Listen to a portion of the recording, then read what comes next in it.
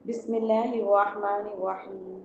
الحمد لله رب العالمين والعاقبة للمتقين والصلاة والسلام على سيد الأنبياء والمرسلين وعلى آله وأصحابه أجمعين.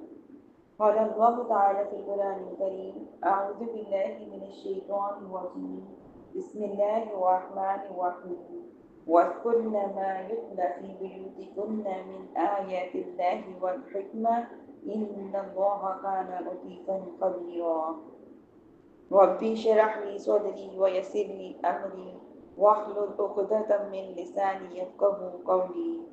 ربي زدني علما ربي زدني علما ربي زدني علما.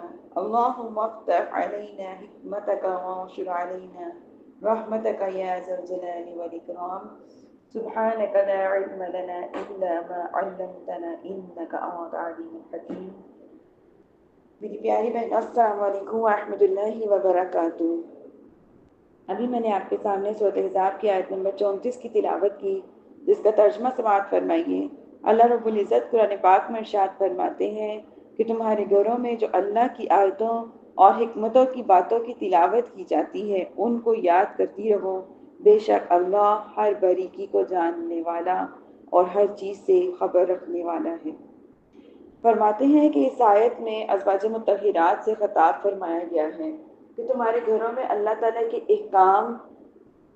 کے احکامات کی اور حکمتوں کی آیتوں کی جو تلاوتیں کی جاتی ہیں، جو باتیں کی جاتی ہیں، یہ آیت اس چیز پر مشتمل ہے۔ تم رسول اللہ صلی اللہ علیہ وسلم کی جو احادیث سنتی ہو اور آپ صلی اللہ علیہ وسلم کے جن افعال اور اقوال اور آپ صلی اللہ علیہ وسلم کے جن حسائل اور شمائل کا مشاہدہ کرتی رہتی ہو، اس کو خود بھی یاد رکھا کرو اور دوسروں کے سامنے بھی حسب ضرورت اور حسب مواقع اس کو پیش کرتی رہا کرو، بطور نصیحت کے، بطور واعظ کے۔ یعنی پہلے ان آیات اور احادیث سے اپنے اندر کمال پیدا کرو اور پھر ان آیات اور احادیث کو سنن سے یعنی سنتوں کے ذریعے دوسروں کی تکمیل کا ذریعہ بنو۔ یہاں پہ بات ہو رہی ہے ازواج مطہرات سے کہ نبی کریم صلی اللہ علیہ وسلم پر جب کوئی بھی آیت نازل ہوتی تھی تو نبی کریم صلی اللہ علیہ وسلم اپنے ازواج میں سے کسی کے گھر ہوتے تھے، تو جب وہ آیتوں کو اترتے نازل ہوتے دیکھتی تھیں تو اللہ تعالیٰ فرماتے ہیں کہ جب نبی کریم صلی اللہ علیہ وسلم پر آیتیں اترتی دیکھتی ہو، ان کو تلاوتیں کرتے دیکھتی ہو اور تبلیغ کرتے دیکھتی ہو، احادیث کو بیان کرتے دیکھتی ہو، تو خود بھی سنا کرو۔ خود تو سنتی ہی ہو تو کیا کیا کرو، پہلے اس چیز کو اپنے اندر لاؤ، اپنے اندر پیدا کرو۔ جب ہم کوئی بھی دین کی بات کو کرتے ہیں، کسی کے سامنے کوئی بات پیش کرتے ہیں، تو سب سے پہلے لوگ کیا دیکھتے ہیں، ہمارے اندر بھی معاشرے میں بھی لوگ کیا دیکھتے ہیں، آیا کہ کیا جو چیز یہ بیان کر رہی ہے کیا اس میں یہ پائی جاتی ہے یا نہیں پائی جاتی۔ تو اگر وہ چیز ہمارے اندر پائی جاتی ہے، وہ بات ہمارے اندر پائی جاتی ہے، تو لوگوں کو بدرجہ اولا سمجھ آتی ہے۔ لیکن اگر وہ بات ہم میں نہیں پائی جاتی اور ہم صرف لوگوں کو صرف واعظ کرنے کے لیے، نصیحت کرنے کے لیے صرف کہہ دیتے ہیں کہ اللہ تعالیٰ نے یہ فرمایا ہے لہٰذا آپ ایسا نہ کرو، یا اللہ نے ایسا حکم دیا ہے تو آپ ایسا نہ کرو، تو سب سے پہلے دنیا کیا دیکھتی ہے کہ خود عمل کرتی ہے یا نہیں۔ اگر ہم عمل کرتے ہیں تو لوگ ہماری بات کو زیادہ اچھا لیتے ہیں، لیکن اگر عمل نہیں کرتے تو پھر سب سے پہلا سوال لوگوں کا کیا ہوتا ہے، پہلے خود تو عمل کر لے۔ تو اللہ تعالیٰ نے یہاں پہ کیا فرمایا کہ سب سے پہلے جو چیز آپ نبی کریم صلی اللہ علیہ وسلم کے اندر دیکھتے ہو، احادیث کو سنتے ہو، قرآن پاک کی آیات کو نازل ہوتے دیکھتے ہو، ان کو تلاوتیں سنتے ہو، تو سب سے پہلے ان کی صفات کو اپنے اندر لے کر آئیں۔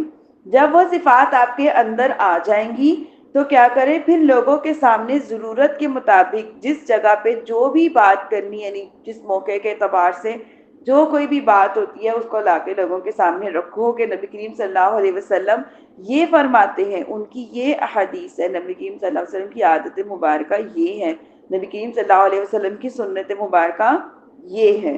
پھر اس سے کیا ہوتا ہے کہ جب اپنے اندر کمالات آنا شروع ہو جاتے ہیں، یعنی اپنے اندر احادیث اور آیات کی پہ عمل ہونا شروع ہو جاتا ہے، تو لوگوں پہ اللہ تعالیٰ اثر ڈالنا شروع کر دیتے ہیں۔ اس چیز کا اثر ایک تو وہ ہمیں دیکھ کے اندازہ لگا لیتے ہیں، ہمیں دیکھ کے اس کو جو ہے وہ پک کرنے کی کوشش کرتے ہیں۔ دوسرا یہ ہے کہ اللہ تعالیٰ ہماری بات میں تاثیر پیدا فرما دیتے ہیں۔ فرماتے ہیں کہ اللہ کی آیات سے مراد قرآن مجید کی آیات بھی ہو سکتی ہیں، اور اس سے وہ نشانیاں، دلائل، معجزات بھی مراد ہو سکتے ہیں جو نبی کریم صلی اللہ علیہ وسلم کی نبوت اور رسالت کی صداقت پر دلالت کرتے ہیں، جیسے کہ حضرت خدیجہ رضی اللہ عنہ فرماتی ہیں کہ ہرگز نہیں، اللہ کی قسم، اللہ آپ کو کبھی بھی شرمندہ نہیں ہونے دے گا، کیونکہ آپ صلی اللہ علیہ وسلم رشتہ داروں سے ملاپ رکھتے ہیں، لوگوں کو بوجھ اٹھاتے ہیں، اور نادار کا کسی کا بھی مال کما کر کسی کو بھی دے دیتے ہیں، یعنی کہ ضرورت مندوں کو، جو کہ لوگ معذور ہو جاتے ہیں، ضعیف ہو جاتے ہیں، انہیں پیسوں کی ضرورت ہوتی ہے، تو نبی کریم صلی اللہ علیہ وسلم مال کما کر ان کو بھی دے دیا کرتے تھے، مہمانوں کی ضیافت کرتے ہیں، ناحق کی مشکلات میں ان کی مدد کرتے ہیں۔ یہ صحیح بخاری کی بھی حدیث ہے، صحیح مسلم کی بھی حدیث ہے۔ یہاں پہ اس حدیث سے پتہ چل رہا ہے کہ حضرت خدیجہ رضی اللہ عنہ جو ہیں وہ اپنے شوہر یعنی نبی کریم صلی اللہ علیہ وسلم کو حوصلہ دے رہی ہیں، ہمت دے رہی ہیں۔ تو یہاں سے ہمیں یہ بھی سبق ملتا ہے کہ جب کبھی بھی شوہر پریشان ہو تو ہم بیویاں ان کی طاقت بنیں، نہ کہ غصہ کر کے ان کی کمزوریاں بنیں اور انہیں مزید پریشان کریں۔ حضرت خدیجہ رضی اللہ عنہ کی طرح کیا کرنا چاہیے کہ ان کی طاقت بننا چاہیے، ان کا حوصلہ بننا چاہیے اور انہیں ہمت دینی چاہیے۔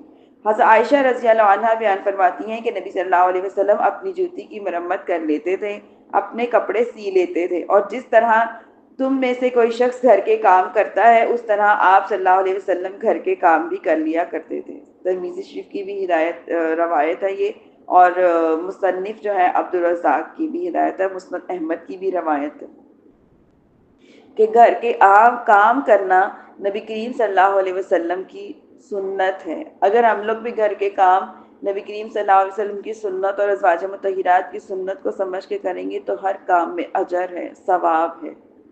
اور اگر شوہر گھر کے کاموں میں ہماری مدد کر دیتے ہیں تو آپ ان کو بھی خوشخبری سنائیں کہ آپ نبی کریم صلی اللہ علیہ وسلم کی سنتوں پر عمل کر رہی ہیں۔ اور آج کے دور میں نبی کریم صلی اللہ علیہ وسلم کی سنت پر، ایک سنت پر عمل کرنے کا جو ثواب ہے وہ 100 شہیدوں کا ہے۔ نبی کریم صلی اللہ علیہ وسلم نے فرمایا فساد کے دور میں، جیسے کہ آج دور چل رہا ہے، فساد کے دور میں کوئی میری ایک سنت کو زندہ کرے گا، یعنی ایک سنت پر عمل کرے گا، تو اس کو 100 شہیدوں کا ثواب ملے گا۔ اور 100، آپ کو پتہ ہے ایک شہید کا کیا ثواب ہے، کہ شہید کا اتنا اجر ہے کہ اللہ تعالیٰ اس کی بخشش فرما دیتے ہیں، اور اس پہ کوئی بھی سوال جواب نہیں ہوتا، اور سوائے قرض کے اس کے سارے گناہ معاف فرما دیے جاتے ہیں۔ تو آج کے دور میں ایک سنت کو زندہ کرنے سے 100 شہیدوں کا ثواب ہے۔ حضرت عائشہ رضی اللہ عنہ بیان فرماتی ہیں کہ رسول اللہ صلی اللہ علیہ وسلم طبعاً بدگو تھے، نہ تکلفاً، نہ ہی وہ طبیعت کے اعتبار سے کبھی غصہ کرتے تھے، نہ ہی تکلفاً، نہ راستے میں بلند آواز سے بات کرتے تھے، نہ برائی کا بدلہ برائی سے دیتے تھے بلکہ معاف کر دیتے تھے اور درگزر فرماتے تھے۔ ترمذی شریف کی بھی ہدایت ہے، اور مصنف جو ہے ابن ابی شیبہ کی، مسند احمد کی بھی روایت ہے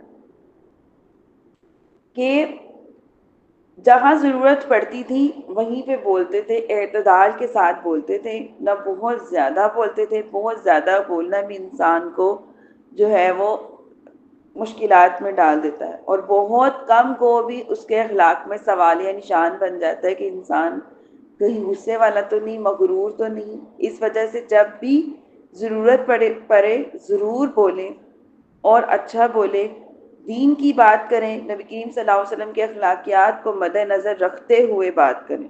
یہ نہیں ہے کہ آپ کو اپنے معاملات میں غصہ چڑھا ہوا ہے تو آپ دوسروں کے ساتھ بھی غصے سے پیش آئیں کہ اگلے کو ضرور پتہ چلے کہ اس کو غصہ آیا ہوا ہے۔ اگر آپ کو کسی بات پہ پریشانی ہے، غصہ ہے، تو اس کو اپنی حد تک محدود رکھتے ہوئے نبی کریم صلی اللہ علیہ وسلم کے اخلاق کے ساتھ، ان کے اخلاق کے مطابق کیا کریں، آپ دوسروں کے ساتھ اچھے طریقے سے پیش آئیں، کیونکہ جب دوسروں کے ساتھ اچھے طریقے سے پیش آتے ہیں تو ان کو وہ اخلاق ہمیشہ یاد رہتے ہیں۔ آپ کی تو پریشانی، غصہ وقتی ہوتا ہے، ختم ہو جاتا ہے، لیکن اگلے بندے کے ذہن میں جو اخلاق ہے نا وہ ہمیشہ جو ہے وہ قائم رہتا ہے۔ اس وجہ سے نبی کریم صلی اللہ علیہ وسلم کے اخلاقیات کو سامنے رکھیں کہ وہ کیا کرتے تھے، نہ ہی طبعاً نہ ہی تکلفاً بدگو تھے، یعنی برے طریقے سے نہیں بولتے تھے۔ راستے میں بھی کبھی بلند آواز سے بات نہیں کرتے تھے۔ اب راستے میں ہم نے کبھی بچوں کو روکنا ہو تو ہم اونچی آواز سے روکتے ہیں، ادھر آ جاؤ، یا غصے میں بولتے ہیں، تو یہ نبی کریم صلی اللہ علیہ وسلم کے اخلاقیات کے خلاف ہے۔ معاف کرنا، یعنی کہ پر کیا حدیث نے فرمایا کہ معاف کر دیتے تھے اور درگزر کرتے تھے۔ چھوٹی چھوٹی غلطیوں کو ایک دوسرے کی معاف کیا کریں، چھوٹی چھوٹی باتوں کو درگزر کیا کریں، پھر بڑی بڑی باتیں درگزر کرنے آسان ہو جائیں گی۔ حضرت عائشہ رضی اللہ عنہا بیان فرماتی ہیں کہ جب تک اللہ کی حدود کو نہ توڑا جائے میں نے رسول اللہ صلی اللہ علیہ وسلم کو کبھی کسی زیادتی کا بدلہ لیتے نہیں دیکھا، اور جب اللہ تعالیٰ کی حدود میں سے کسی حد کو توڑا جائے تو میں نے رسول اللہ صلی اللہ علیہ وسلم سے زیادہ کسی کو غضب میں نہیں دیکھا، اور جب بھی آپ کو دو چیزوں کے درمیان اختیار دیا جاتا تو آپ ان میں سے زیادہ آسان چیز کو اختیار کرتے، بشرط یہ کہ وہ گناہ نہ ہو۔ یہ بخاری شریف کی بھی روایت ہے، مسلم شریف کی بھی ہے، سنن ابو داؤد کی بھی ہے، شمائل ترمذی کی بھی ہے۔ کیا مطلب یہ ہے کہ نبی کریم صلی اللہ علیہ وسلم کو کبھی بھی اپنی ذات کے معاملے میں غصہ نہیں آتا تھا کسی دوسرے پر، اور ہمیں اپنی ذات کے معاملے میں سب سے زیادہ غصہ آتا ہے کسی دوسرے پر۔ نبی کریم صلی اللہ علیہ وسلم کو جب بھی غصہ آتا تھا اس چیز پر آتا تھا کہ جب کوئی بات اللہ تعالیٰ کی ناراضگی کا سبب بنتی تھی، اور ہمیں غصہ اس وقت نہیں آتا۔ اپنی ذات کے معاملے میں ہم بہت کانشیس ہیں کہ لوگ ہمیں یہ نہ کہیں وہ نہ کہیں، لیکن جب اللہ تعالیٰ کے دین کی بات ہو رہی ہوتی ہے تب ہمارے غصے کیوں ٹھنڈے پڑ جاتے ہیں۔ تو اس حدیث پر عمل کرتے ہوئے اپنی ذات پر کوئی سوالیہ نشان ہو تو اس کو درگزر کرنا ہے، اس کو معاف فرمانا ہے، لیکن جب بات اللہ اور اس کے رسول کی ہو تو پھر خاموشی کی گنجائش نہیں رہتی، پھر وہاں پہ بولنا بنتا ہے۔ نہیں بولیں گے تو اللہ کے حضور جواب دہ ہوں گے، اور پھر اس وقت کوئی بہانہ نہیں چلے گا۔ اس لیے جب بھی غصہ کرنا ہے اللہ تعالیٰ اور رسول صلی اللہ علیہ وسلم کی خلاف کی ہوئی باتوں پہ غصہ کرنا ہے، اپنی ذات پہ کی کسی بھی بات پہ غصہ نہیں کرنا بلکہ درگزر کرنا اور دوسروں کو معاف کرنا ہے۔ اور جب بھی کوئی چیز اللہ تعالیٰ اختیارات دیں کسی بھی چیز میں تو آسان چیز کو اختیار کرنا ہے، کیونکہ یہی نبی کریم صلی اللہ علیہ وسلم کی سنت ہے اور یہی نبی کریم صلی اللہ علیہ وسلم کی حدیث ہے۔ آپ کو کھول کھول کے میں اسی لیے بیان کر رہی ہوں تاکہ ہماری زندگیوں میں یہ چیز آسانی کے ساتھ، آسان لفظوں کے ساتھ شامل ہو جائے، کیونکہ جب لفظ آسان ہوتے ہیں وہ الفاظ ہوتے ہیں جس میں ہم گفتگو کرتے ہیں تو اس چیز کو لینا ہمارے لیے آسان ہو جاتا ہے۔ آگے دیکھیے اس حدیث کا معنی یہ ہے، اچھا ایک اور حدیث سن لیجئے کہ حضرت قتادہ رضی اللہ عنہ نے حضرت عائشہ رضی اللہ عنہ سے پوچھا، اے ام المؤمنین مجھے رسول اللہ صلی اللہ علیہ وسلم کے خلق کے متعلق بتائیے۔ حضرت عائشہ رضی اللہ عنہ نے کہا کیا تم قرآن مجید نہیں پڑھتے؟ میں نے کہا کیوں نہیں؟ حضرت عائشہ رضی اللہ عنہ نے فرمایا رسول اللہ صلی اللہ علیہ وسلم کا خلق قرآن ہی تو ہے۔ یہ مسلم شریف کی بھی ہدایت ہے، ابو داؤد کی بھی ہے، سنن نسائی کی بھی ہے۔ اس آیت کا معنی یہ ہے کہ اگر نبی صلی اللہ علیہ وسلم کی سیرت کو جامعہ اور کامل عبارت سے دیکھنا چاہو تو متن قرآن ہے، اور اگر متن قرآن کو اسانید کے ساتھ ڈھالا ہوا دیکھنا ہے تو چاہو تو وہ پیکر مصطفیٰ صلی اللہ علیہ وسلم ہے۔ یعنی نبی کریم صلی اللہ علیہ وسلم کی زندگی کی جتنے بھی اخلاقیات ہیں اللہ تعالیٰ نے وہ قرآن میں سارے کے سارے عطا فرما دیے ہیں۔ قرآن پاک کو جب ہم پڑھتے ہیں ترجمے کے ساتھ تو ہمیں ایک حکمتاً بات سمجھ آتی ہے، لیکن جب ہم اس کو حدیث کو سامنے رکھتے ہوئے اس کو جب کھول کے پڑھتے ہیں تو ہمیں بآسانی بات سمجھ آتی ہے۔ تو نبی کریم صلی اللہ علیہ وسلم کے جتنے اخلاقیات، ان کی زندگی، ان کے معاملات سب اللہ تعالیٰ نے قرآن پاک میں ارشاد فرما دیے ہیں۔ اس کو جب ہم کھول کے پڑھیں گے، یعنی کہ بہت ڈیٹیل سے پڑھیں گے، احادیث کو مد نظر رکھتے ہوئے پڑھیں گے تو بات ہمیں بآسانی سمجھ آئے گی۔ ان چند مثالوں سے واضح ہو جاتا ہے کہ ازواج مطہرات جو ہے اللہ اور ان کی آیات کا ذکر کرتی تھیں اور ان آیات کو لوگوں کے سامنے بیان کرتی تھیں، اور نبی کریم صلی اللہ علیہ وسلم کی رسالت نبوت کے صدق پر دلالت کرتی تھیں۔ نیز ازواج مطہرات قرآن مجید اور سنت نبویہ پر مشتمل احکامات کی حسب ضرورت لوگوں کے سامنے بھی بیان کرتی تھیں، اور یہ انہی کی سنت ہے کہ ہم لوگ قرآن مجید کو پڑھتے ہیں، اس کو لوگوں کے سامنے پیش کرتے ہیں، کھول کھول کر بیان کرتے ہیں، اور لوگوں کو جو ہے وہ اس چیز کی طرف لاتے ہیں کہ اللہ تعالیٰ نے قرآن میں کیا فرمایا، حدیث میں نبی کریم صلی اللہ علیہ وسلم نے کیا فرمایا۔ قرآن مجید کے بعد جو درجہ سب سے بلند آتا ہے وہ حدیث کا درجہ ہے۔ قرآن کی بات انسان کو اس وقت تک مکمل طور پہ سمجھ نہیں آتی جب تک کہ وہ احادیث کو کھول کے نہیں پڑھ لیتا۔ احادیث کے ساتھ قرآن کی بات کو سمجھنا آسان ہو جاتا ہے۔ اس آیت میں اللہ تعالیٰ نے کتاب اور حکمت کی بھی تلاوت کا ذکر کیا ہے، یعنی کہ قرآن مجید کی متعدد آیات اور کتاب اور حکمت کی تعلیم کا بیان ہے۔ فرماتے ہیں اللہ تعالیٰ نے سورۃ بقرہ میں بھی اس کتاب اور حکمت کا بیان کیا، آیت نمبر 129 سے 151 تک، سورۃ آل عمران میں بھی 64 میں، سورۃ جمعہ میں بھی آیت نمبر 2 میں۔ فرماتے ہیں حکمت کا معنی ہے ہر چیز کو اس کی مناسب جگہ پر رکھنا، قرآن مجید کے حقائق، دقائق، اسرار اور نکات کو واضح کرنا اور ان معارف اور احکام کو بیان کرنا جن میں نفوس انسانیہ کی تکمیل ہو۔ نیز حکمت کا اطلاق حکمت نظری اور حکمت عملی پر بھی ہوتا ہے۔ اسلام کے عقائد نظریات حکمت نظریے کے جامع ہیں، اور حکمت عملی سے مراد وہ تعلیمات ہیں جن پر عمل کر کے ایک گھرانے، ایک شہر اور ایک ملک کے لوگ برے اعمال سے مجتنب ہوں اور اچھے اعمال سے مستفز ہوں۔ اور نبی کریم صلی اللہ علیہ وسلم کی سنت اور ان کی احادیث سے حکمت کی ان تمام معنی کی جامعہ ہے۔ اس وجہ سے مفسرین نے کہا ہے کہ ان آیات کی حکمت سے مراد نبی کریم صلی اللہ علیہ وسلم کی سنت اور آپ صلی اللہ علیہ وسلم کی احادیث ہیں۔ یہ وہی بات کہ جب ہم قرآن مجید کے ساتھ نبی کریم صلی اللہ علیہ وسلم کی احادیث کو پڑھتے ہیں، سنتے ہیں، تو قرآن مجید کو لینا، پڑھنا، سمجھنا، زندگیوں میں لانا ہمارے لیے آسان ہو جاتا ہے۔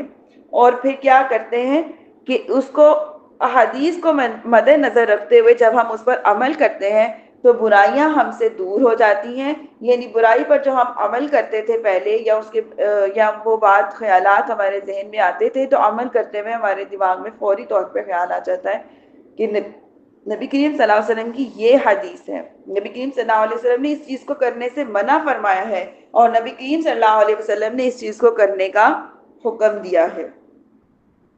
اس آیت میں ازواج مطہرات کو یہ حکم دیا گیا ہے کہ وہ آیات اور حکمت کی باتوں یعنی احادیث کا ذکر کریں، سو اسی وجہ سے ازواج مطہرات لوگوں کے سامنے حسب ضرورت احادیث کو بیان کرتی تھی۔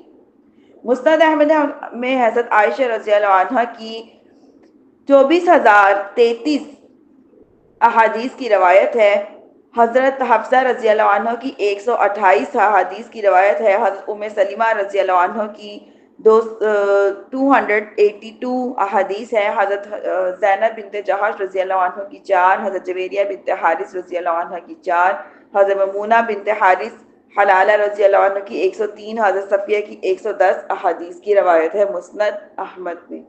یعنی کہ ازواج مطہرات بھی جب نبی کریم صلی اللہ علیہ وسلم سے کوئی حدیث کو سنتی تھی تو اس کو دہرا کر یاد کر لیتی تھی، یاد کر کے اپنی زندگیوں میں شامل کرتی تھی، اور اپنی زندگیوں میں جب شامل کر لیتی تھی تو پھر اس کی تبلیغ کرتی تھی۔ جس موقع پہ نبی کریم صلی اللہ علیہ وسلم کی جس حدیث کی ضرورت ہوتی لوگوں کو اس کے سامنے بیان کرتی تھی۔ تو ضروری یہی ہے کہ کوئی بھی چیز کو ہم جب سیکھتے ہیں، جیسے کہ ہم ابھی قرآن کو سیکھ رہے ہیں، پڑھ رہے ہیں، تو اس پر سب سے پہلے ہم کوئی بھی آیت حدیث جب ہم یہاں پہ سنتے ہیں تو ضروری ہے کہ ہم اس کو یاد کریں۔ جب ہم اس کو یاد کر لیں گے، اس کو ذہن میں بٹھا لیں گے، تو پھر ضروری ہے کہ ہم اس کے مطابق عمل کریں۔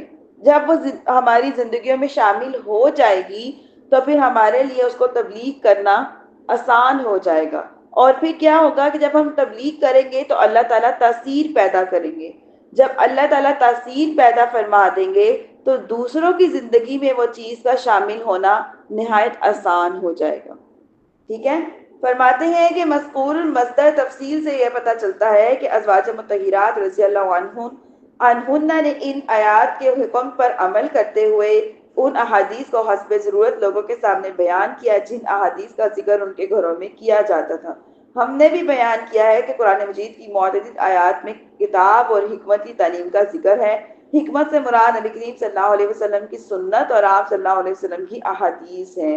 احادیث کی تعلیم میں احادیث کے حجت ہونے کی دلیل ہے۔ احادیث کے حجت ہونے سے مراد یہ ہے صرف نفس احادیث کا حجت ہونا نہیں ہے، بلکہ اس سے ہماری مراد معروف کتب احادیث، خصوصاً کتب احادیث صحیحہ اور مقبولہ کی حجت ہے، کیونکہ اللہ تعالیٰ نے قرآن مجید میں رسول اللہ صلی اللہ علیہ وسلم کی اتباع اور اطاعت کا حکم دیا ہے۔ عہد رسالت میں صحابہ کرام رسول اللہ صلی اللہ علیہ وسلم کی زبان فیض ترجمان سے براہ راست آپ کے احکامات کو سنتے تھے اور آپ صلی اللہ علیہ وسلم کی اتباع اور اطاعت کرتے تھے۔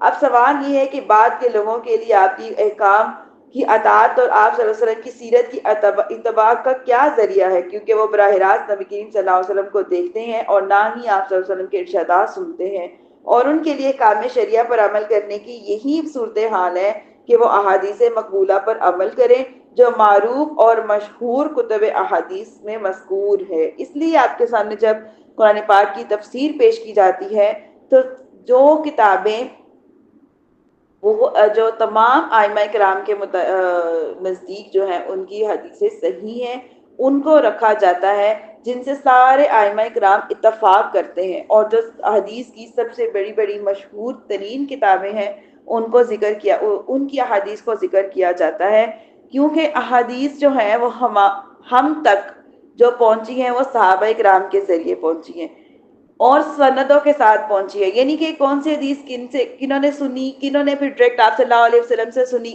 کن صحابی سے ہوتے ہوتے ہوتے وہ ہم تک پہنچی، ان کی سندوں کے ساتھ حدیث کو لیا جاتا ہے۔ جن صحابی کے بارے میں آتا ہے کہ ان صحابی نے نبی کریم صلی اللہ علیہ وسلم سے ڈائریکٹ یہ حدیث کو سنا ہے اور باقی صحابہ کرام سے اس حدیث کی تصدیق بھی کر دی جاتی ہے، تو انہیں کہتے ہیں حدیث صحیح، یعنی کہ ان کو کہتے ہیں کہ ان کی سند مضبوط ہے۔ لیکن بعض اوقات کوئی صحابی سے ایسی حدیث بھی وارد ہوتی ہے جن کی سند کمزور ہوتی ہے، سند کمزور ہونے کی وجہ سے ان کی حدیث کو بھی اتنا زیادہ نہیں لیا جاتا۔ لیکن اب چونکہ ہم نے نبی کریم صلی اللہ علیہ وسلم کے ڈائریکٹ ان سے ارشادات نہیں سنے، احکامات نہیں سنے، تو ہمارے تک ارشادات اور احکامات جو ہے احادیث کے ذریعے پہنچتے ہیں۔ جب احادیث کے ذریعے پہنچتے ہیں تو ہم ان میں دیکھتے ہیں کہ آیا کہ یہ حدیث کون سے صحابی کی ہے، کون سی کتاب کی ہے اور کتنی حد تک یہ صحیح ہے۔ جیسا کہ آج کل سوشل میڈیا کا دور ہے اور قرآن پاک ہم جب کوئی بھی ویب سائٹ کھول لیتے ہیں، یوٹیوب کھول لیں، آپ کچھ بھی کھول لیں، تو کیا ہوتا ہے کہ آپ کو روز ایک نئی بات سننے کو ملتی ہے اسلام میں، اور جب تک آپ اس بات کی تصدیق نہ کر لیا کریں تب تک آپ اس پر عمل نہ کیا کریں۔ آج کل اتنے زیادہ عالم، اتنے زیادہ مفتی، اتنے زیادہ یوٹیوب میں یہ چیز آ گئی ہوئی ہے کہ ہمیں خود سمجھ نہیں آتی کہ ہم کن کی بات کو لیں اور کن کی بات کو نہ لیں۔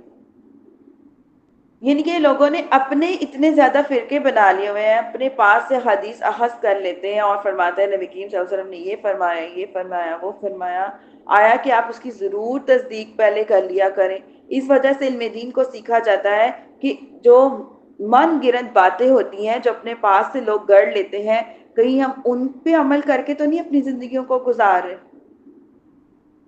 فرماتے ہیں قرآن مجید میں اللہ تعالیٰ نے ارشاد فرمایا سورت جمعہ کی آیت نمبر 2 اور 3 میں، کیا فرماتے ہیں؟ وہی ہے جس نے ان پڑھ لوگوں کو ان میں سے ہی ایک عظیم رسول بھیجا جو ان پر اللہ کی آیتوں کی تلاوت کرتے ہیں اور ان کے باطن کو صاف کرتے ہیں اور ان کو کتاب اور حکمت سنت کی تعلیم دیتے ہیں، بے شک وہ لوگ اس سے پہلے کھلی ہوئی گمراہی میں تھے، اور ان میں سے لوگوں کو بھی کتاب اور سنت کی تعلیم دیتے ہیں جو ابھی تک ان پہلوؤں میں سے نہیں ملے، اور وہی بہت غالب بڑی حکمت والا ہے۔ جیسے کہ ہماری کل یا پرسوں بات ہوئی تھی کہ نبی کریم صلی اللہ علیہ وسلم کی آمد سے پہلے کا جو دور تھا وہ جہالت اولیٰ کا تھا، لوگوں کو کچھ پتہ نہیں تھا، کچھ شعور نہیں تھا۔ نبی کریم صلی اللہ علیہ وسلم کے آنے کے بعد اسلام کا شعور آیا، تعلیم کا شعور آیا، اور وہ ابھی تک قیامت تک وہ شعور چلتا رہے گا۔ تعلیم کس کا نام ہے؟ جب ہم دین کو سیکھتے ہیں، سمجھتے ہیں، اس کو تعلیم کہتے ہیں۔ دین کو جانتے ہیں تو پھر اس کا مطلب یہ ہے کہ تعلیم یافتہ ہیں۔ لیکن اگر ہم تعلیم کو نہیں سیکھتے، نہیں جانتے، بس اللہ لوگ بن کے زندگیوں کو گزار دیتے ہیں، تو ہمارے اندر جہالت پیدا ہو جاتی ہے، کیونکہ جاہل کسے کہتے ہیں؟ جو جانتا نہیں ہے، اور عالم کسے کہتے ہیں؟ جو جاننے والا ہو، علم کو جاننے والا ہو۔ فرماتے ہیں اس آیت کی میں یہ تصریح ہے نبی صلی اللہ علیہ وسلم عہد رسالت اور صحابہ کے بعد آنے والے لوگوں کو بھی کتاب اور سنت کی تعلیم دیتے ہیں، ان کا باطن صاف کرتے ہیں، سو بعد میں آنے والے لوگوں کے لیے کتاب کی تعلیم تو واضح ہے، یعنی قرآن پاک کی تعلیم تو واضح ہے کہ قرآن پاک جو ہے وہ ہر صورت میں پڑھنا ہی پڑھنا ہے۔ قرآن پاک کی عبارت پڑھتے ہیں تو ہمیں ثواب ملتا ہے، جب ہم اس پہ غور و فکر کرتے ہیں تو پھر وہ ہماری زندگیوں میں چیز آ جاتی ہے، تو پھر قرآن پر عمل کرنا ہمارے لیے آسان ہو جاتا ہے۔ فرماتے ہیں کہ اگر قرآن مجید تو قیامت تک مسلمانوں میں باقی رہے گا اور موجود رہے گا، بس آپ صلی اللہ علیہ وسلم کی سنت اور احادیث کو بھی قیامت تک موجود اور باقی نہ مانا جائے تو یہ آیت صادق نہیں ہوگی، اور بعد کے لوگوں کے لیے سنت پر عمل کرنے آپ صلی اللہ علیہ وسلم کی اطاعت اور اتباع کا کوئی ذریعہ نہیں ہوگا، اور بعد کے لوگوں پر اللہ تعالیٰ کی حجت قائم نہیں ہوگی، اور بعد کے لوگوں کے لیے آپ صلی اللہ علیہ وسلم کے ارشادات، آپ صلی اللہ علیہ وسلم کی سنتیں اور آپ صلی اللہ علیہ وسلم کی احادیث صرف معروف کتب احادیث کی صورت میں موجود ہیں۔ اس لیے اگر ان معروف کتب احادیث کو قیامت تک مسلمانوں کے لیے حجت اور موجب عمل نہ پایا مانا جائے تو بعد کے مسلمانوں پر اللہ تعالیٰ کی حجت قائم نہیں ہوگی، اور اس لیے رسول اللہ صلی اللہ علیہ وسلم کا کوئی اسوہ اور نمونہ نہیں ہوگا، اور آپ صلی اللہ علیہ وسلم کی اطاعت اور اتباع کا ان کے پاس کوئی ذریعہ نہیں ہوگا۔ اسی وجہ سے کہ قرآن پاک کی جب ہم تلاوت تو کرتے ہیں، اللہ تعالیٰ نے قیامت تک قرآن کو باقی اور زندہ رکھنا ہے، لیکن اگر ہم نبی کریم صلی اللہ علیہ وسلم کی احادیث کو نہیں پڑھیں گے، نہیں سنیں گے، نہیں ان کے احکامات پر عمل کریں گے تو یہ حدیث باقی نہیں رہے گی، اس کی کتابیں باقی کیسے رہیں گی؟ جتنا ہم احادیث کو پڑھتے ہیں، ان کی کتابوں سے لے کر پڑھتے ہیں، اس وقت تک نبی کریم صلی اللہ علیہ وسلم کے ارشادات اور احکامات چلتے رہتے ہیں، چلتے رہتے ہیں، چلتے رہتے ہیں۔ تو قرآن پر عمل کرنے کے لیے، قرآن کو سمجھنے کے لیے حدیث کا سمجھنا، حدیث کا پڑھنا بہت ضروری ہے۔ فرماتے ہیں ان کتب حدیث میں بشمول مقرات جو صحیح بخاری کی حدیث ہیں وہ 1,75,023 احادیث ہیں۔ بخاری شریف میں ویسے تو 2 لاکھ سے زیادہ حدیثیں پائی جاتی ہیں، لیکن یہاں پہ انہوں نے ذکر کیا ہے 1,75,023 احادیث ہیں۔ صحیح مسلم میں جو احادیث ہیں وہ ہے 7,428 احادیث ہیں، 7,427 احادیث ہیں، اور یہ تمام احادیث صحیح ہیں۔ ترمذی شریف میں 3,900 یہ 56 احادیث ہیں، 3,956 احادیث کس میں ہیں؟ ترمذی شریف میں ہیں۔ سنن ابو داؤد میں 5,674 احادیث ہیں، سنن نسائی میں 5,774 احادیث ہیں، سنن ابن ماجہ میں 4,441 احادیث ہیں، ان میں اکثر اور غالب احادیث صحیح ہیں۔ جو بخاری شریف کی حدیث ہے نا، بخاری شریف کا جو درجہ ہے وہ قرآن پاک کے بعد سب سے زیادہ درجہ ہے۔ جتنا قرآن پاک کا ادب کرنا ضروری ہے اتنا ہی بخاری شریف کا ادب کرنا ضروری ہے۔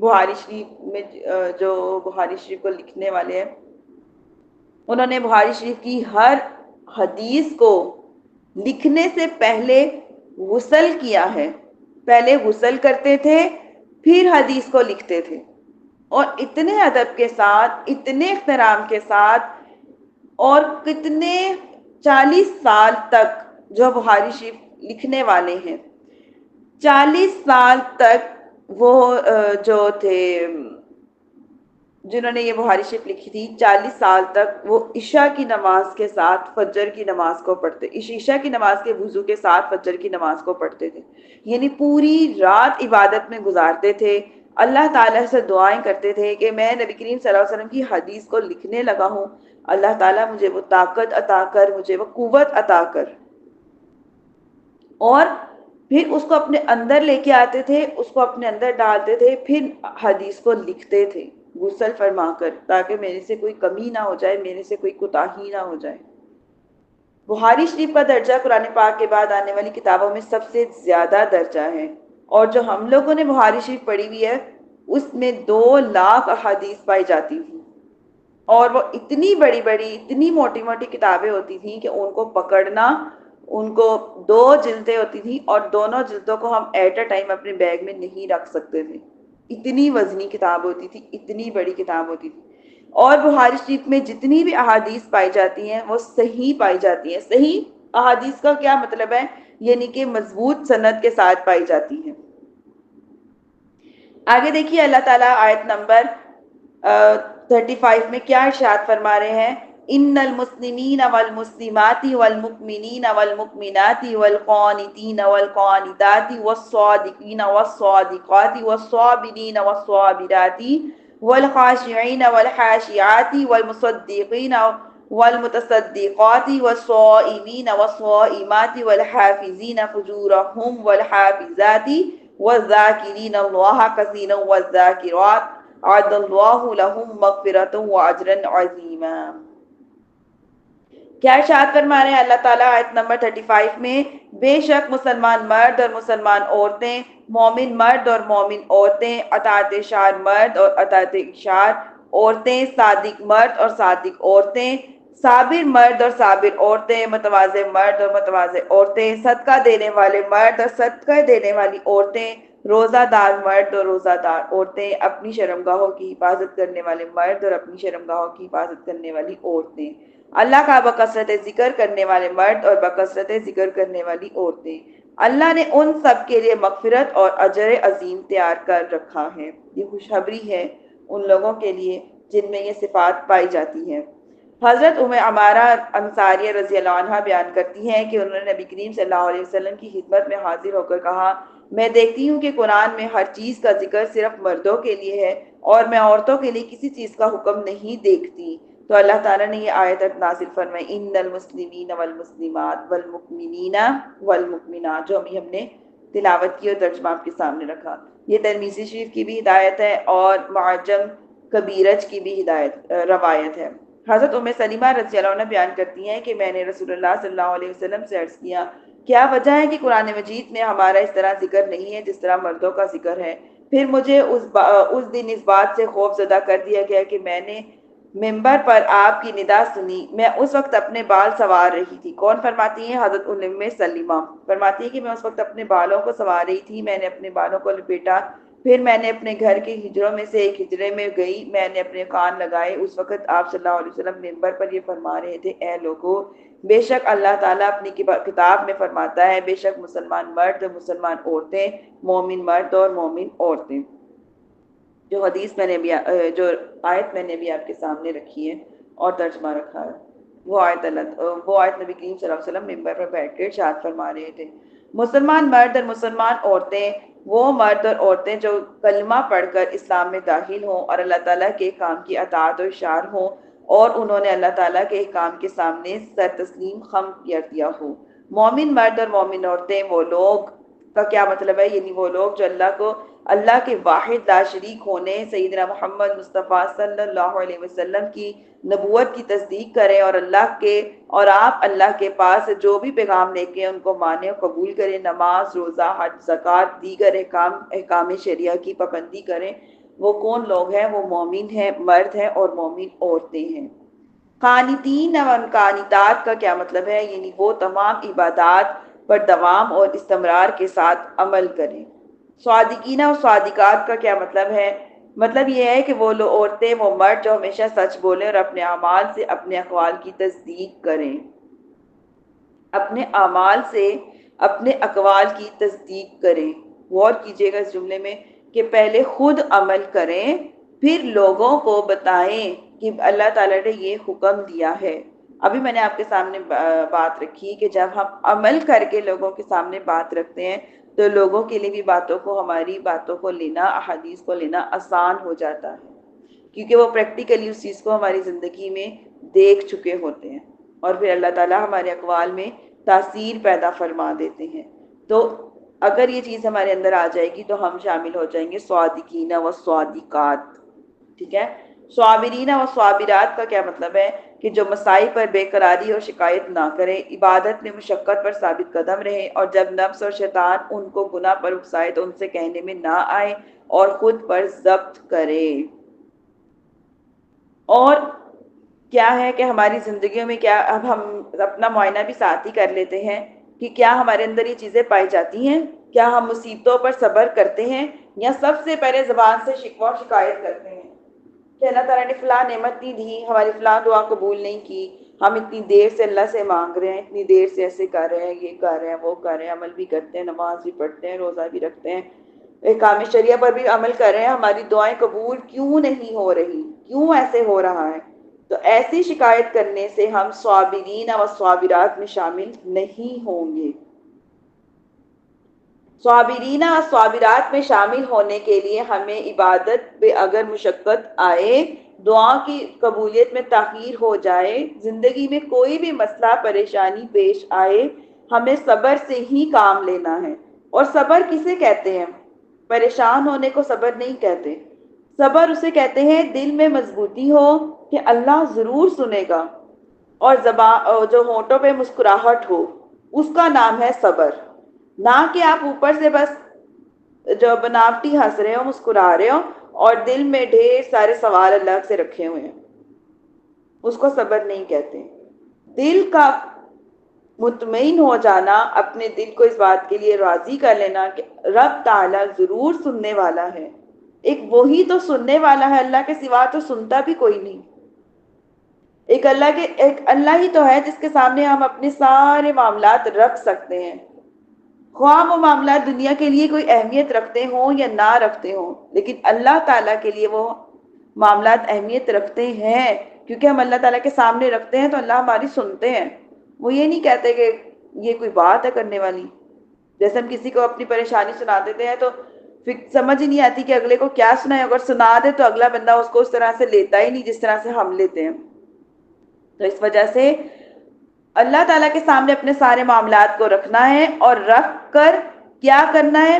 پورے طریقے سے مطمئن ہو جانا ہے، صبر سے شکر سے کام لینا ہے۔ صبر بھی ہوگا تو ہی شکر ہوگا، جب صبر نہیں ہوگا تو شکر نہیں ہوگا، اور جب صبر بھی نہیں ہوگا شکر بھی نہیں ہوگا تو پھر کیا ہوگا؟ صابرین اور صابرات سے محروم ہو جائیں گے۔ تو اپنے آپ کو یہ صابرین اور صابرات میں لانے کے لیے ہر پریشانی، مشکل، بے قراری، دل کی پریشانی، یعنی کہ دل میں سکون نہیں ہے تو کیا کریں؟ پھر بھی صبر کریں، شکایت نہ کریں۔ عبادت میں اگر کوئی مشکل پیش آ رہی ہے، کوئی نماز پڑھنے کو دل نہیں کر رہا، تسبیح پڑھنے کو دل نہیں کر رہا، کچھ کرنے کو دل نہیں کر رہا، تو کیا کریں؟ اپنے نفس اور شیطان کی باتوں میں نہ آئیں، اپنے نفس اور شیطان پر اپنے آپ پر ضبط رکھنا آنا چاہیے، ضبط کریں اپنے آپ کو، اور اٹھیں اور اللہ تعالیٰ کے کام کے مطابق زندگی کو گزاریں۔ ٹھیک ہے؟ کوئی بھی عبادت میں مشقت ہو تو اس پر صبر سے، شکر سے کام لیں، اور منہ سے کوئی بھی شکایت والی بات نہ نکالیں۔ چہرے کبھی کبھی ہم پتہ ہے کیا کرتے ہیں، منہ سے تو آواز نہیں نکالتے، دل میں بھی شکایت نہیں کرتے، لیکن جو ہمارا یہ جو اللہ تعالیٰ نے ہمیں اتنی پیاری پیاری شکلیں عطا کی ہیں، اس کو ہم آوازاری والا بنا لیتے ہیں، اور پھر کچھ کہنے کی ضرورت ہی نہیں پڑتی، سارا کچھ ہمارے چہرے سے پتہ چل رہا ہوتا ہے۔ یعنی جب ہم پریشان ہوتے ہیں زبان سے خاموش، چہرہ بولتا ہے، جب ہم خوش ہوتے ہیں زبان سے خاموش، چہرہ بولتا ہے، جب ہم آوازار ہوتے ہیں زبان سے خاموش، ہمارا چہرہ بولتا ہے۔ اس لیے اپنے چہرے پر ہمیشہ مسکراہٹ رکھیں، میں بھی رکھوں، آپ بھی رکھیں، ہمیشہ چہرے میں مسکراہٹ ہونی چاہیے، کیونکہ ایک تو مسکرانا ویسے ہی صدقہ ہے، دوسرا جب ہم ہمیشہ مسکراتے رہتے ہیں تو کیا ہے کہ جو فرشتے ہیں وہ بھی خوش ہوتے ہیں، اور اللہ تعالیٰ کو فرماتے ہیں اللہ تعالیٰ اتنے معاملات کے باوجود بھی تیرا بندہ مسکرا رہا تھا۔ جب ہم چہرے سے مسکراتے ہیں تو ہمارا دل بھی مطمئن ہو جاتا ہے، جو ایک دم اوپر پریشانیوں میں آ جاتا ہے، چہرے کی مسکراہٹ کی وجہ سے ہمارا دل بھی آہستہ آہستہ آہستہ نیچے پریشانیوں میں بیٹھ جاتا ہے۔ تو اس وجہ سے اس صفت کو اپنے اندر لانے کے لیے اپنے چہرے پہ مسکراہٹ لازم رکھیں، تاکہ جو شکایت، جو بے قراری، آوازاری یا اس طرح کی جو کنڈیشنز ہیں اس سے بچا جا سکے۔ آگے دیکھیے والخاشعین والخاشیات کا کیا مطلب ہے کہ اپنے دلوں اور اپنے اعضاء میں متواضع اور منکسر رہیں، تکبر نہ کریں۔ ایک قول یہ ہے کہ وہ اپنی نمازوں میں دائیں اور بائیں التفات نہ کریں، تکبر نہ کریں، اللہ تعالیٰ سے ڈرتے رہیں، اپنی اعضاء میں دلوں میں متواضع، کیا مطلب؟ یعنی عاجزی کے ساتھ کام لیں، عاجزی اور انکساری کے ساتھ کام لیں۔ جہاں عاجزی کی ضرورت ہوتی ہے وہاں عاجزی سے کام لیں، جہاں عاجزی کی ضرورت نہیں ہے، جیسے کفار کے سامنے عاجزی کی ضرورت نہیں ہوتی، وہاں پہ ڈٹ کر بات کی جاتی ہے، تو وہاں پہ عاجزی نہیں کرنی۔ ویسے ہمیشہ عاجزی ہونی چاہیے، ہر رشتے کے سامنے، ہر بڑے چھوٹے کے سامنے، اللہ کے سامنے، رسول اللہ صلی اللہ علیہ وسلم کے سامنے، کیونکہ اللہ تعالیٰ نے عاجزی کو پسند فرمایا ہے۔ آگے دیکھیے والمصدقین والمصدقات والمتصدقین والمتصدقات، جو فرض اور نفل صدقات کرتے ہیں، یعنی کہ جو صدقہ نفلی صدقات ادا کرتے ہیں، یعنی کہ زکوٰۃ فرض ہے، زکوٰۃ تو دینی دینی ہے، جس پہ فرض ہے اس نے دینی ہے۔ اب نفلی صدقہ بھی چلتا رہنا چاہیے۔ حضرت علی رضی اللہ عنہ کیا کرتے تھے، جب بھی صبح کے وقت اپنے گھر سے باہر نکلنے لگتے تھے پہلے صدقہ نکالتے تھے، کچھ بھی، ایک چھوٹا سا کوائن جو ہوتا ہے اپنی اپنی کرنسی کے اعتبار سے وہی صدقہ کر لیں، کچھ بھی نہیں ہے، پیسے نہیں ہے دینے والے، کوئی چینج نہیں ہے، کچھ نہیں ہے، تھوڑا سا چینج رکھ لیں۔ اگر آپ جیسے ہم لوگ یہاں پہ باہر ہوتے ہیں تو کہتے ہیں کہ کس کو صدقہ دے، سمجھ ہی نہیں آتی، آپ کسی کو صدقہ نہیں دے سکتے، نو ایشو، آپ گھر میں ایک باکس بنائیں، اس باکس کے اندر پیسے ڈالتے جائیں، جتنا بھی آپ نے صدقہ نکالنا ہے۔ جب آپ کے پاس چینج نہ ہو، اسی باکس میں آپ نے زیادہ پیسے رکھے اور چینج باہر نکال لیا، پھر روز اسی باکس میں پھر سے آپ نے چینج ڈال دیا۔ اس طرح سے کر کے آپ صدقہ، نفلی صدقے کا ضرور اہتمام کریں۔ نفلی صدقہ جو ہے وہ ہمیں دن بھر کے چھوٹے چھوٹے معاملات سے بھی بچاتا رہتا ہے، ہر قسم کی چھوٹی موٹی نظر سے بچاتا رہتا ہے، چھوٹے موٹے مسائل سے بچاتا رہتا ہے، چھوٹے موٹے ایشو سے بچاتا رہتا ہے، پھر ہاتھ چلتا رہتا ہے چلتا رہتا ہے، تو اللہ پاک بھی عطا کرتے رہتے ہیں، کرتے رہتے ہیں، راضی ہوتے رہتے ہیں، ہوتے رہتے ہیں۔ تو اس وجہ سے فرض جو صدقہ ہم نے سال میں ایک دفعہ دینا ہے، لیکن نفلی صدقہ کوشش کریں کہ روز دیں، اپنا دیں، اپنی اولاد کا دیں، اپنے بچوں کا، اپنے شوہر کا، والدین کا، پوری امت کا دیں۔ پوری امت کے نام پہ بے شک چھوٹا سا ایک کوائن ڈال دیں، کوئی 2 روپے کا، 5 روپے کا، 10 روپے کا، یہاں پہ 50 پیسے کا، 25 پیسے کا۔ اللہ تعالیٰ نے کوئی شرط نہیں رکھی کہ اتنا سا صدقہ، نہیں، اللہ تعالیٰ صرف اخلاص دیکھتے ہیں۔ اللہ تعالیٰ کو تمہارے مالوں اور تمہارے خونوں سے کوئی غرض نہیں، صرف تمہارے اخلاق جو اللہ کے سامنے ویلیویبل ہیں۔ ٹھیک ہے، اگر ہم نفلی صدقہ بھی کریں گے تو ہم متصدقین والمتصدقات میں شامل ہو جائیں گے۔ والحافظین فروجہن والحافظات، بیویاں اپنے شوہروں کے ماں سوا اور شوہر اپنی بیویوں کے ماں سوا بے پردہ نہ ہوں، بکثرت ذکر کرنے والی مرد اور بکثرت اور عورتیں۔ مجاہد نے کہا ہے کہ اس وقت تک کسی کا بکثرت ذکر کرنے والوں میں شمار نہیں ہوگا جب تک وہ کھڑے ہو کر، بیٹھے ہوئے اور لیٹے ہوئے ہر حال میں اللہ تعالیٰ کا ذکر کرنے والے نہ ہوں۔ کیا مطلب اس چیز کا؟ ذکر کرنے والے مرد بکثرت کا ذکر کیا ہے اللہ نے قرآن میں، بکثرت کا، حال یہ نہیں کہ دن میں ایک بار تسبیح پڑھ لی تو فنش، ہمارے سارے کام ہو گئے۔ اللہ نے قرآن میں بکثرت کا ذکر کیا ہے۔ بکثرت کب ہوگی؟ جب انسان لیٹے، اٹھے، بیٹھے، ہر وقت اللہ رب العزت کا ذکر کرے۔ کیا ہے کہ ہماری باتوں میں، ہماری گفتگو میں اللہ تعالیٰ کو ضرور شامل کرنا چاہیے۔ جیسے کہ کوئی بھی بات کر رہے ہیں، آگے سے انشاءاللہ کو ضرور شامل کریں، کوئی اللہ کا شکر ادا کرنے کے لیے الحمدللہ کو ضرور شامل کریں، کہ اللہ تعالیٰ کا ہماری باتوں میں، ہمارے کلام میں شامل ہونا بہت ضروری ہے۔ اس طرح کیا ہوگا کہ ہمارا سارا دن اللہ تعالیٰ کے ذکر میں، اللہ تعالیٰ کی یاد میں گزرے گا۔ ہمارا نفس، ہم لوگ خود، ہمارا ذہن، ہمارا دل، ہماری زبان کبھی بھی اللہ تعالیٰ کے ذکر سے غافل نہیں ہوگی۔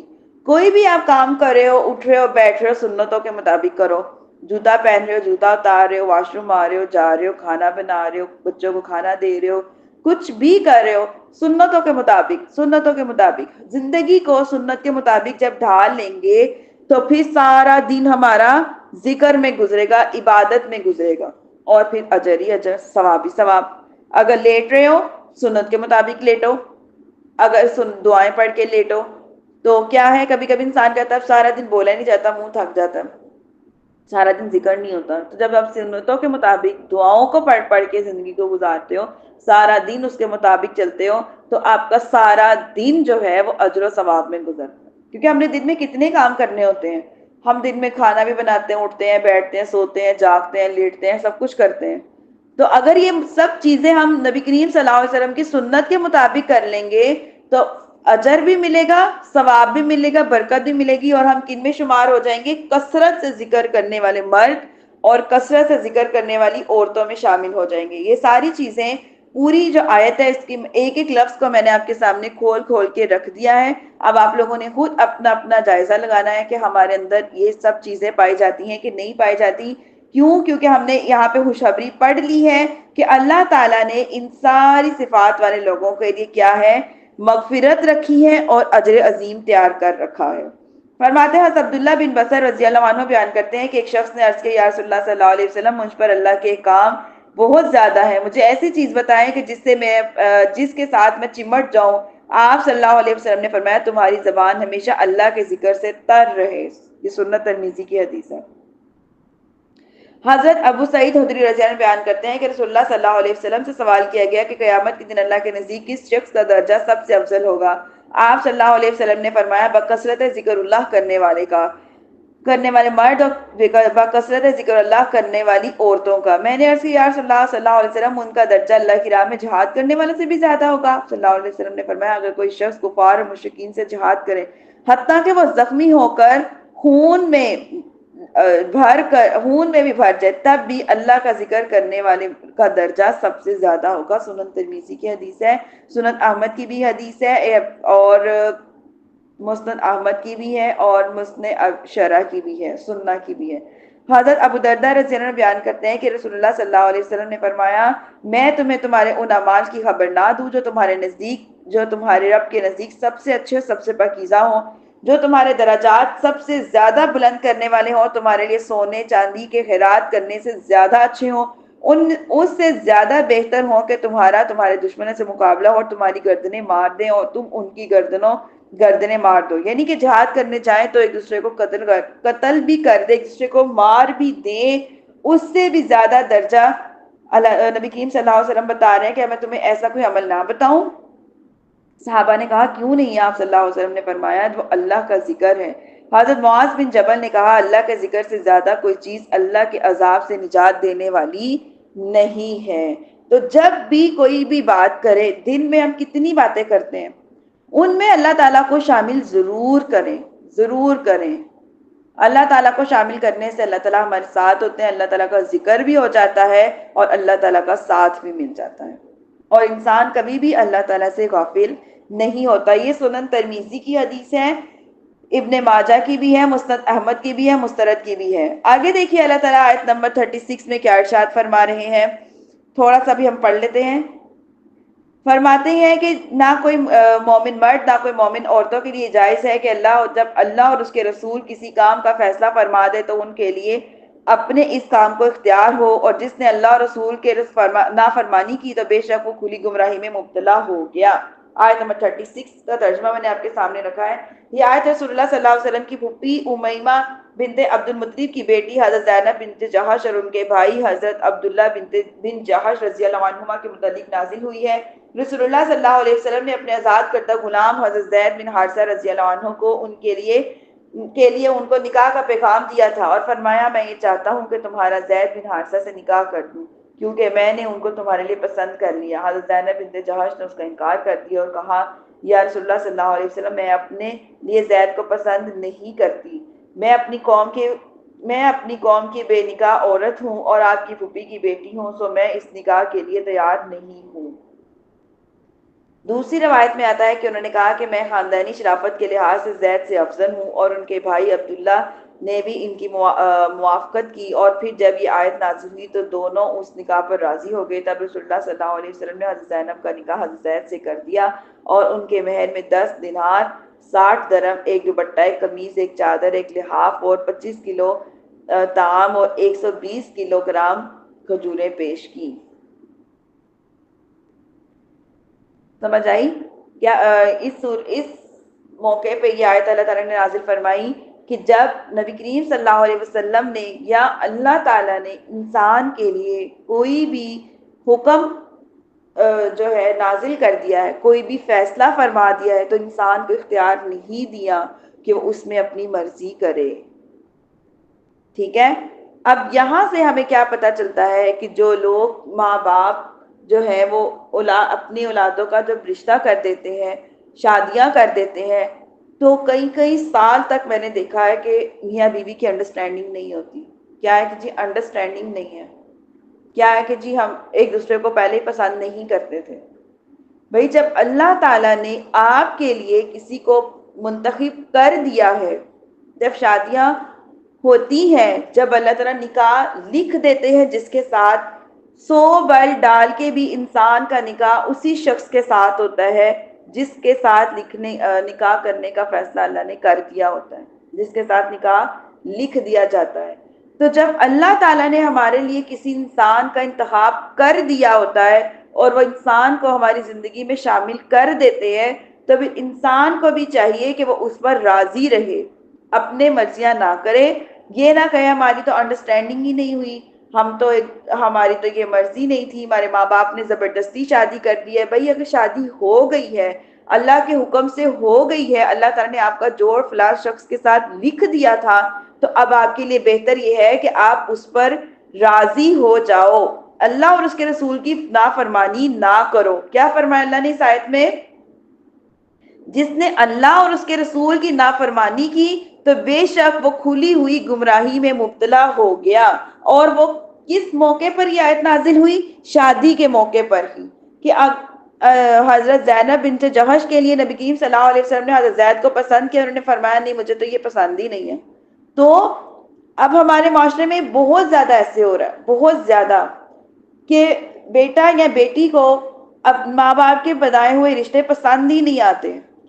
اگر ماں باپ بالفرض شادی کر بھی دیتے ہیں تو یہ کبھی بھی نہ سوچو کہ ماں باپ نے شادی کی ہے، یہ سوچو کہ اللہ تعالیٰ نے اس شخص کو ہمارے لیے منتخب کیا ہے، یہ اللہ کا انتخاب ہے، اور اللہ تعالیٰ کسی کے لیے غلط انتخاب نہیں فرماتے۔ جب آپ اس شخص کے ساتھ رہنے کے لیے راضی، دل سے راضی ہو جاؤ گے، زبردستی نہیں کہ اب ہمارے پاس اور کوئی چارہ ہی نہیں، اب کیا کریں، دل سے راضی ہو جاؤ گے، دل سے اللہ اور اس کے رسول کے فیصلے کو تسلیم کر لو گے، تو آپ کی زندگی میں خوشحالیاں بھی آنا شروع ہو جائیں گی۔ لیکن صرف اپنی زندگی کو ایک مجبوری سمجھ کے رہنا کہ اب غلط فیصلہ ہو گیا، اب کیا کر سکتے ہیں، پیچھے ہٹ نہیں سکتے، تو بس زندگی جتنی ہے رو دھو کے گزار دو، ایک دوسرے کے ساتھ اختلاف کرنے میں گزار دو، وہ مجھے برداشت کرے میں اس کو برداشت کروں، ایسا غلط ہے۔ غلط کیا ہے؟ اللہ نے قرآن میں ہی فرما دیا ہے کہ اس نے بے شک وہ کھلی گمراہی میں مبتلا ہو گیا۔ اس لیے اللہ تعالیٰ نے جو بھی جوڑ ہمارے لیے لکھا ہے اس کا انتخاب کرتے ہوئے اللہ تعالیٰ نے اس کو ہماری زندگیوں میں شامل کر دیا ہے، یا آئندہ کر دے گا جن لوگوں کے بھی شادیاں ہونی ہیں۔ تو جو لوگ ہماری زندگی میں شامل ہو جاتے ہیں نکاح کے بعد، تو وہ اللہ تعالیٰ کی طرف سے ہمارے لیے انتخاب کیے ہوئے ہوتے ہیں، اللہ کا انتخاب ہوتا ہے، اور رب کا انتخاب کبھی غلط نہیں ہوتا، لہٰذا ان کو دل سے قبول کر کے اپنی زندگیوں کو خوبصورتی کے ساتھ گزاریں، نبی کریم صلی اللہ علیہ وسلم کے بتائے ہوئے طریقوں کے مطابق گزاریں۔ اللہ نے قرآن میں جس طرح ذاتی زندگی گزارنے کا حکم دیا ہے اس طریقے سے اپنی زندگی کو گزارتے ہوئے اللہ تعالیٰ اور رسول اللہ صلی اللہ علیہ وسلم کے نزدیک محبوب بن جائیں، کیونکہ ہماری زندگی کا یہی ہماری زندگی کا پرپز ہے، بس اتنا مقصد ہے ہمارا دنیا میں آنے کا کہ اللہ اور اس کے رسول کی رضا کو حاصل کر لیں۔ اور وہ کس طرح ہوتی ہے، یہ باتیں اللہ تعالیٰ نے ہمیں کھول کھول کے بیان فرما دی ہیں۔ ازواجی زندگی کو کس طرح گزارنا ہے، ماں باپ کے ساتھ زندگی کو کس طرح گزارنا ہے، دوسرے لوگوں کے ساتھ زندگی کو کس طرح گزارنا ہے، کس کے ساتھ کیا معاملات ہیں، ماں باپ بن کے زندگی کو کیسے گزارنا ہے، ہر چیز کو اللہ تعالیٰ نے قرآن مجید میں کھول کھول کے بیان فرما دیا ہے۔ اور جو اس کی سمجھ نہیں آئی اللہ تعالیٰ نے احادیث کے ذریعے ہمارے سامنے ہر بات کو کھول کے رکھ دیا ہے۔ تو اپنی زندگی کا یہی ایک مقصد، ہماری زندگیوں کا یہی مقصد ہے، اور اپنی زندگی کا مقصد بھی اسی کو بنا لیں۔ جب انسان ایک مقصد بنا کر زندگی کو گزارتا ہے تو زندگیاں گزارنا آسان ہو جاتا ہے اور زندگی بے معنی نہیں لگتی۔ آگے دیکھیے کیا فرماتے ہیں۔ حضرت ابو ہریرہ رضی اللہ عنہ بیان فرماتے ہیں کہ رسول اللہ صلی اللہ علیہ وسلم نے فرمایا، جب تم میں سے وہ شخص نکاح کا پیغام دے جس کے دین اور خلق پر تم راضی ہو اور اس سے تم اپنی لڑکی کا نکاح کر دو، تو اگر تم میں ایسا نہیں کیا تو زمین میں فتنہ ہوگا اور یہ بہت بڑا فساد ہے۔ یہ حدیث جو ہے یہ جامع صحیح کی بھی ہے، سنن ابن ماجہ کی بھی ہے، سنن کبریہ کی بھی ہے، مسترد کی بھی ہے۔ یحییٰ بن ابی کثیر روایت کرتے ہیں کہ رسول اللہ صلی اللہ علیہ وسلم نے فرمایا، جب تمہارے پاس وہ شخص آئے جس کی امانت اور خلق یعنی اخلاق پر تم راضی ہو اور اس کے ساتھ نکاح کر دو، خواہ وہ کوئی شخص ہو، اگر تم ایسا نہیں کرو گے تو زمین میں بہت بڑا فتنہ ہوگا اور بہت بڑا فساد ہوگا۔ کیا مطلب یہ ہے کہ جب آپ کسی سے شادی کا انتخاب کرتے ہو یا شادی کرنے کا فیصلہ کرتے ہو، سب سے پہلے اس کا اخلاق دیکھنا چاہیے، اس کی امانت داری دیکھنی چاہیے۔ اگر اس کا اخلاق نبی کریم صلی اللہ علیہ وسلم کی زندگیوں کے مطابق اچھا ہے، ان کے اخلاق کے جیسا ہے، ان کے اخلاق میں سے اخلاق ہے، یعنی اچھا اور اعلیٰ اخلاق ہے، تو پھر آپ اس کے ساتھ شادی ضرور کرو، نکاح کر دو تو اچھی بات ہے۔ لیکن اگر آپ ایسے انسان کے ساتھ نکاح نہیں کرو گے، بس دولت پیسہ اس چیز کے پیچھے بناوٹی زینت کے پیچھے بھاگتے رہو گے، تو پھر یہ زمین میں جو ہے یہ فتنہ ہے۔ آج کل تو ویسے بھی جو ماحول چل رہا ہے نا، سمجھ نہیں آتی کہ انسان اوپر سے کچھ اور ہوتا ہے اور اندر سے کچھ اور ہوتا ہے، یعنی کہ اوپر سے اتنے زیادہ اخلاق ہوتے ہیں اور بعد میں وہی اخلاق پتہ نہیں کہاں چلے جاتے ہیں، سمجھ نہیں آتی۔ تو اس وجہ سے جب اگر پتہ چلے کہ واقعی انسان اچھا ہے، دیندار ہے، سمجھدار ہے، نبی کریم صلی اللہ علیہ وسلم کی زندگی کے مطابق اپنی زندگی کو گزارنے والا ہے، تو ایسے شخص کے ساتھ نکاح کرنا سب سے زیادہ اچھا ہے، کیونکہ وہ خدا کا خوفی بندہ ہوگا، یعنی اس کے دل میں اللہ تعالیٰ کا خوف ہوگا، اور جب دل میں اللہ تعالیٰ کا خوف ہوگا تو آنے والی زندگی بھی اچھی گزرے گی۔ حضرت فاطمہ بنت قیس رضی اللہ عنہ روایت کرتی ہیں کہ حضرت عمر بن حفظ رضی اللہ عنہ نے مجھے طلاق دے دی۔ حال یہ تھا کہ وہ غائب تھے۔ ان کے وکیل نے حضرت فاطمہ کے پاس کچھ دو بھیجے کہ وہ ناراض ہو گئی۔ وکیل نے کہا کہ یہ باخدا تمہارا ہم پر اور کوئی حق نہیں۔ حضرت فاطمہ رضی اللہ عنہ نے رسول اللہ صلی اللہ علیہ وسلم کے پاس گئیں اور یہ واقعہ بیان کیا۔ آپ نے فرمایا تمہارا اس پر کوئی نفقہ واجب نہیں ہے۔ پھر آپ صلی اللہ علیہ وسلم نے انہیں حکم دیا کہ وہ ام شریک کے گھر عدت گزاریں۔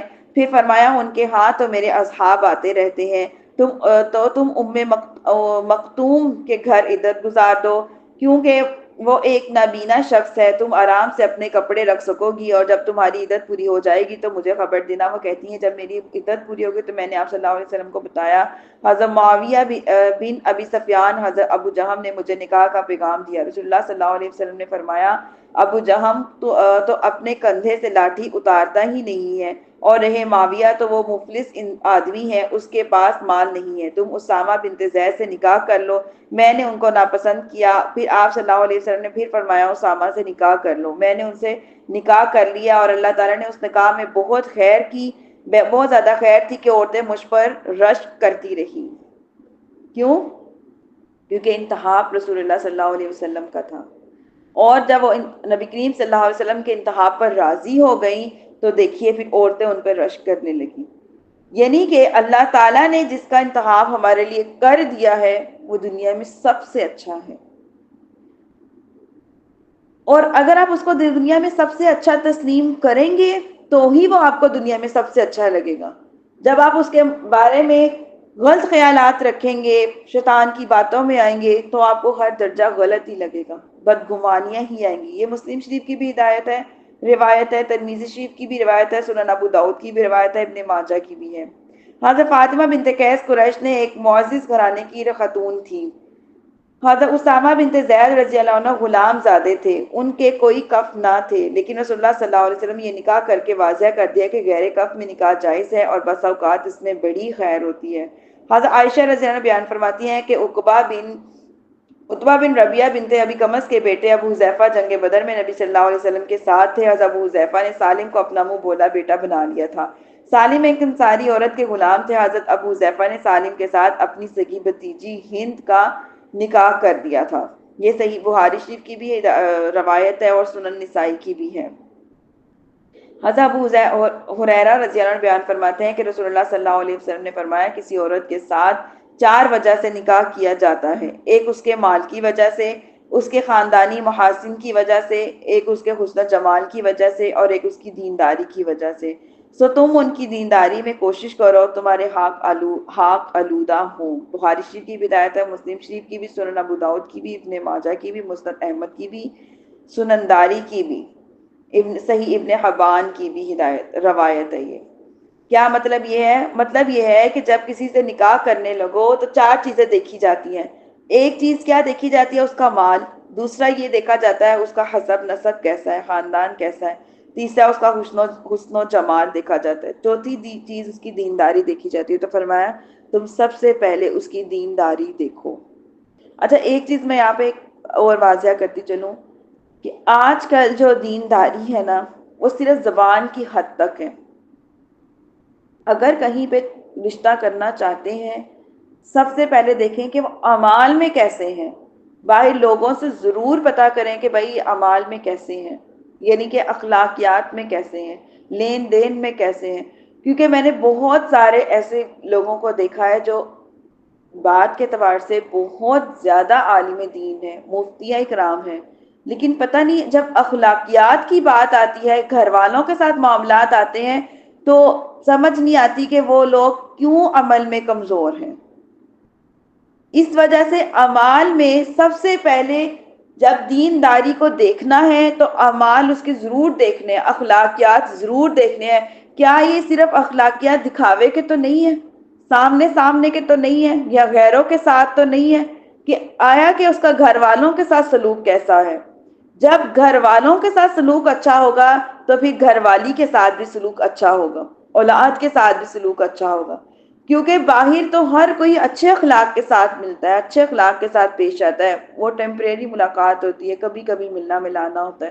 لیکن گھر میں انسان ہر وقت ہوتا ہے، ہر دن ہوتا ہے. ان کے ساتھ اخلاقیات کیسے ہیں پھر پتہ چلتا ہے. نبی کریم صلی اللہ علیہ وسلم نے فرمایا تم میں سے بہترین وہ ہے جو اپنے گھر میں بہتر ہے، اور میں تم میں اپنے گھر میں سب سے زیادہ بہترین ہوں. تو ہمارے اخلاقیات کا جائزہ بھی کیسا لگے گا کہ ہمارے گھر والوں سے پوچھا جائے کہ بھئی ہم اخلاق میں کیسے ہیں. اپنے اپنے طور پہ آپ اپنے گھر والوں سے پوچھیں کہ آپ کو ہمارے اخلاق کیسے لگتے ہیں. اگر کسی گھر والے نے کہہ دیا آپ کے اخلاق تو ایسے ہیں، آپ غصے والی ہیں، آپ یہ ہیں، آپ وہ ہیں، اٹ مینس کہ واقعی ہمارے اندر یہ خامیاں پائی جاتی ہیں، تو ہم اس کو درست کریں گے. لیکن اگر ہم باہر لوگوں سے پوچھیں گے تو باہر تو لوگ یہی کہیں گے بہت اچھے اخلاق ہیں ان کے، تو جب بھی ملتی ہیں ہنس کے مسکرا کے ملتی ہیں. تو یہ ٹیمپریری اخلاق ہوتے ہیں، یہ بس روایتی اخلاق ہے، سامنے اچھے اور پھر پیچھے سے ایسے نہیں. تو اس لیے اپنے اخلاق کا جائزہ لینے کے لیے ضروری ہے کہ ہم فرداً اپنے گھر والوں سے، اپنے شوہروں سے، اپنے بچوں سے، اپنے ماں باپ سے پوچھیں کہ بھئی ہم اخلاق میں کیسے ہیں. اگر تو انہوں نے تصدیق کر دی کہ آپ واقعی خوش اخلاق ہیں، صبر کرنے والے ہیں، غصے پہ ضبط کرنے والے ہیں، یا اب ماحول کے مطابق جو ہے ڈھلنے والے ہیں، واقعی آپ لوگ کے اندر دینداری بھی ہے، نبی کریم صلی اللہ علیہ وسلم کے احادیث پر عمل بھی ہے، قرآن پر عمل بھی ہے، اٹ مینس کہ واقعی ہم جو ہیں وہ سیدھی پٹری پر چل رہے ہیں. لیکن اگر انہوں نے گواہی اس کے خلاف دے دی اس کا مطلب یہ ہے کہ اپنی ذات پر ہمیں محنت کرنے کی بہت ضرورت ہے. تو انشاءاللہ تعالی محنت کریں گے بھی. اور ابھی ہم نے آج کتنی آیتیں پڑھی ہیں؟ آج ہم نے غالباً 2 سے 3 آیتیں آج ہم نے پڑھی ہیں، 3 ہی آیتیں ہم کور کر پائے ہیں. انشاءاللہ تعالی اللہ رب العزت سے دعا ہے کہ جو کچھ بھی ہم نے پڑھا پڑھایا، سیکھا سکھایا، سمجھایا، اللہ تعالیٰ اپنے فضل کرم رحمت سے ان کو ہماری زندگیوں میں شامل فرما دے، اس کے مطابق عمل کرنا ہمارے لیے آسان ترین فرما دے، ہمیں اس کی تبلیغ کرنے والا بنا دے، ہمیں اس کو سننے والا، سمجھنے والا، بولنے والا اپنی زندگی میں شامل کر کے دوسروں تک تبلیغ کرنے والا بنا دے. جو کچھ بھی پڑھنے پڑھانے، سننے سنانے، سمجھنے سمجھانے میں زبان میں لفزش ہو گئی ہو، کچھ اچھے طریقے سے میں بیان نہ کر سکی ہوں، کچھ اچھے طریقے سے میں بتا نہ سکی ہوں، اللہ تعالیٰ اپنے فضل کرم رحمت سے مجھے معاف فرما دے، ہم سب کو معاف فرما دے۔ سننے سنانے میں ادب اداب کی غلطیاں ہو جاتی ہیں، اللہ رب العزت اپنے فضل کرم رحمت سے ہمیں معاف فرما دے۔ انشاءاللہ تعالیٰ کل سے ہم آیت نمبر 35 سے ہم 37 سے انشاءاللہ تعالیٰ ہم پڑھیں گے۔ اللہ تعالیٰ سے دعا ہے اللہ تعالیٰ ہماری تمام دعاؤں کو قبول و منظور فرمائے انشاءاللہ تعالیٰ۔ السلام علیکم ورحمۃ اللہ وبرکاتہ۔